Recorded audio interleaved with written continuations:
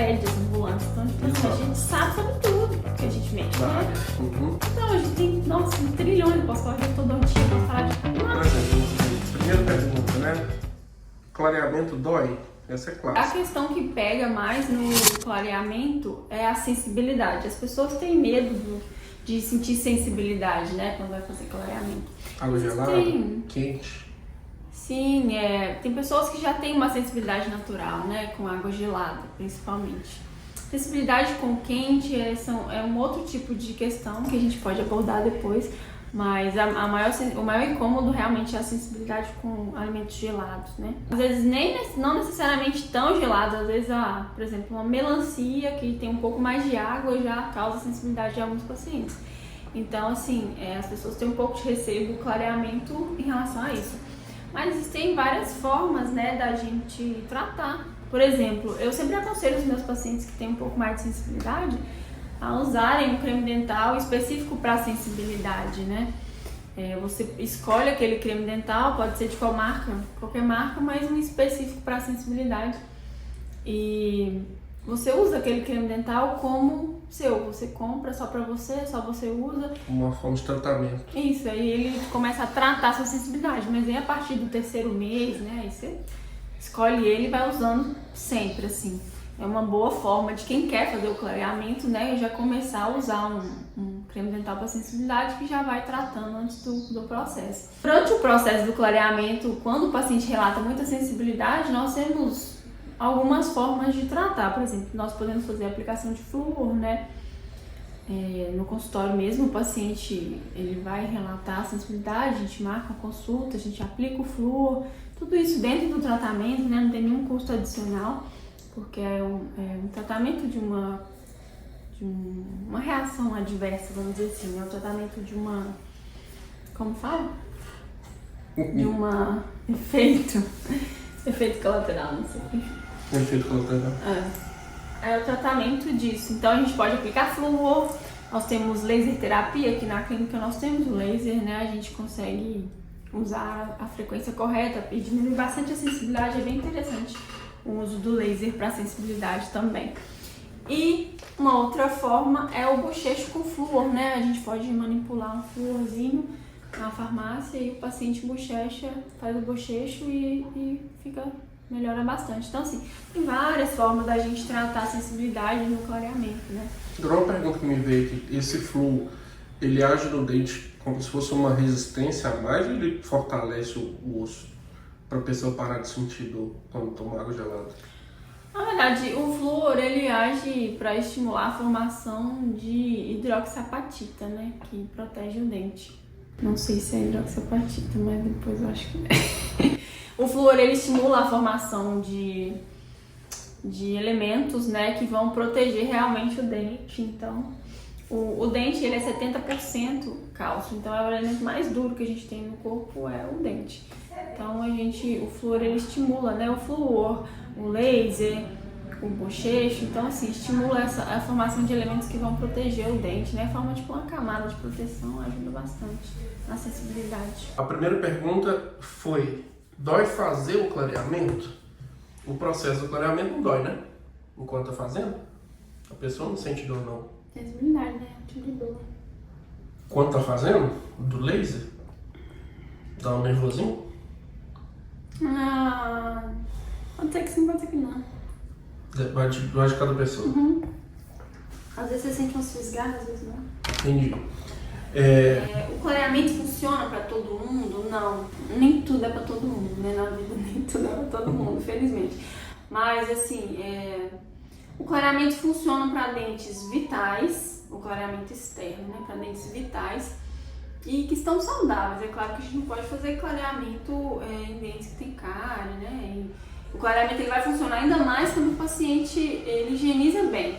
Um dente limpo, né, liso, ele vai clarear muito mais do que um dente com sujeira. Então, você que está fazendo o clareamento, você tem que caprichar ainda mais no fio dental, na escovação, para deixar a superfície lisa para o gel conseguir atuar. O dente vital seria um dente saudável ou o dente da pessoa e não que ela fez muito tratamento?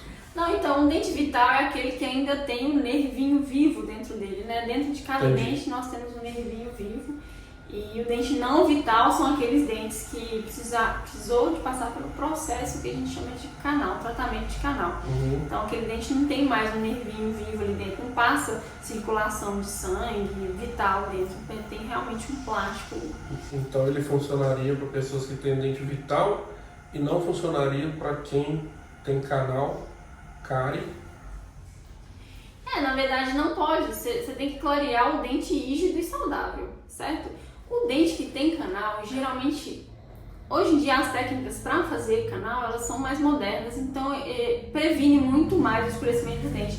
Mas o dente que ele tem o tratamento de canal, ele é mais escurecido, entendeu? Porque ele não passa, não tem fluxo sanguíneo dentro dele, então ele é um dente ressecado. Então ele tende a ser mais escuro. Para esses dentes, às vezes ele é escurecido, não vai clarear com clareamento externo.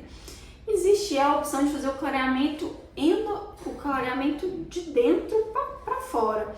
Mas essa prática hoje em dia o pessoal não está usando tanto mais por causa de alguns efeitos não desejados. Então, para esse tipo de dente, né, que às vezes você vê pessoas com um sorriso bonito, branco, mas tem um dentinho que ela bateu quando era criança, escureceu, fez canal. Aí para aquele dente a gente pode clarear os outros, né? E fazer uma faceta ali em resina ou faceta em porcelana que resolve o problema. Mas o clareamento realmente é para dentes vitais, né, o ideal. Mas para dente vital ele funciona muito mais em dentes vitais. Depois que eu fizer o clareamento, eu tenho que parar de tomar café, vinho? Então, existem alimentos que são proibidos, né, durante o processo do clareamento. Existem vários artigos que falam sobre várias coisas, mas assim, proibido mesmo durante o processo. Assim, na verdade, o processo do clareamento ele vai como se fosse abrir os poros do seu dente. Ele deixa os canalículos mais abertos, mais expostos a captar a pigmentação durante o processo, né? Durante o tempo que você está usando ali o gel. Então, a gente evita alimentos que têm as partículas de tamanho suficiente para penetrar nesse canalículo durante o processo de clareamento. Por exemplo, o vinho. É totalmente proibido o vinho durante o processo de clareamento, porque as partículas de vinho, as partículas, né, de pigmentos que o vinho libera, ela tem o tamanho suficiente para penetrar no canalículo durante o processo de clareamento. Mais fina, né? Ela é uma partícula menor, ela consegue penetrar nesse canalículo durante o processo de clareamento, né, que o dente está ali mais exposto e realmente mancha. Então é proibido tomar vinho enquanto você faz clareamento. A gente fala do açaí também, que as partículas também podem afetar. Mas você pode continuar, por exemplo, tomando café, refrigerante durante o processo de clareamento, mas na menor dose possível, né? E o mais fraco possível. O café, o mais fraco que você conseguir tomar, ou menor quantidade que você conseguir tomar, para realmente não atrapalhar ali, mas não é proibido, sabe? Se você, por exemplo, for tomar refrigerante, tome um refrigerante com menos pigmento, né? Aqueles de limão e tal. O que também não é muito bom, na verdade, pela acidez, né? A acidez não é legal para o corpo humano, ele não se dá bem com nenhum, né? A acidez artificial não é legal para o corpo humano. Então, assim, durante o processo de clareamento, o paciente tem ali por umas 3 semanas, que é mais ou menos o processo de clareamento caseiro, né?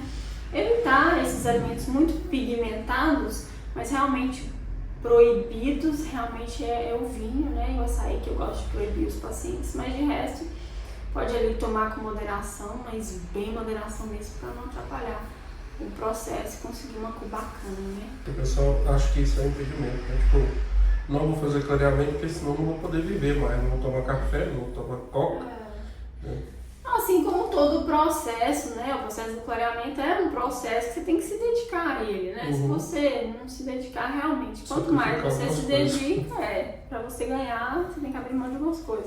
Quanto mais você se dedicar, mais um resultado mais bacana, né? Você vai ter um resultado melhor. E quanto tempo dura esse clareamento? Então, eu gosto de indicar para os meus pacientes, principalmente para os pacientes mais jovens, né? Clareamento caseiro primeiro, sabe? O clareamento caseiro, as pessoas acham que não, mas o clareamento caseiro, quando ele é bem feito, ele é muito mais eficiente que o laser.